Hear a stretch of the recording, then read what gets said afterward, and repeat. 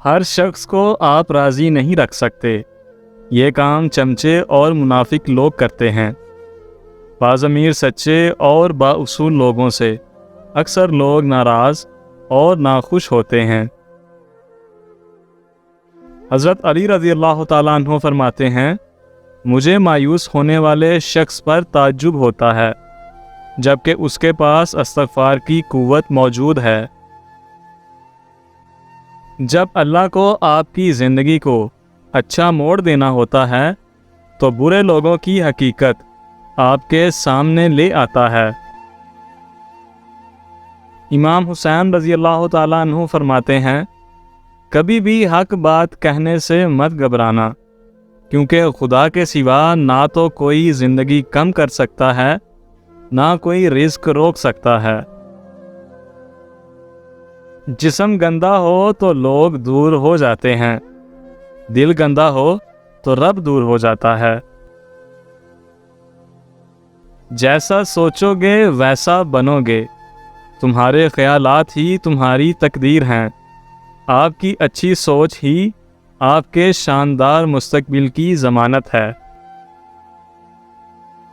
احساس کے رشتے دستک کے محتاج نہیں ہوتے، یہ تو خوشبو کی طرح ہوتے ہیں جو بند دروازوں سے بھی گزر جاتی ہے۔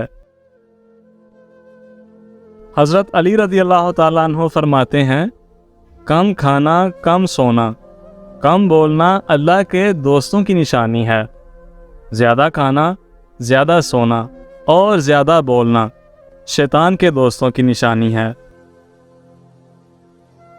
حضرت علی رضی اللہ تعالیٰ عنہ فرماتے ہیں، جس آدمی کی زبان خراب ہو جاتی ہے اس کا نصیب بھی خراب ہو جاتا ہے۔ حضرت علی رضی اللہ تعالیٰ عنہ فرماتے ہیں کہ ایک زمانہ ایسا بھی آئے گا کہ لوگ اپنے رب کو بھول جائیں گے، لباس بہت قیمتی پہن کر بازار میں آ کر چلیں گے اور اس بات سے بے خبر ہوں گے کہ اسی بازار میں ان کا کفن بھی موجود ہے۔ کتنے ہی لوگ ایسے ہیں جو زمین پر مشہور مگر آسمان پر گمنام ہیں، اور کتنے ہی لوگ ایسے ہیں جو زمین پر گمنام اور آسمان پر مشہور ہیں۔ عزت تقویٰ سے ہے، قوت سے نہیں۔ شیخ سعدی رحمۃ اللہ علیہ فرماتے ہیں، عقل مند اور بیوقوفوں میں کچھ نہ کچھ عیب ضرور ہوتا ہے، مگر عقل مند اپنے عیب کو دیکھتا ہے اور بیوقوفوں کے عیب دنیا دیکھتی ہے۔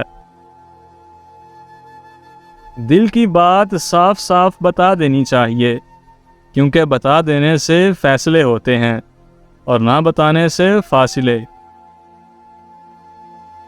اگر آپ صحیح ہیں تو کچھ بھی ثابت کرنے کی ضرورت نہیں، بس صحیح بنے رہیں، وقت خود ہی گواہی دے گا۔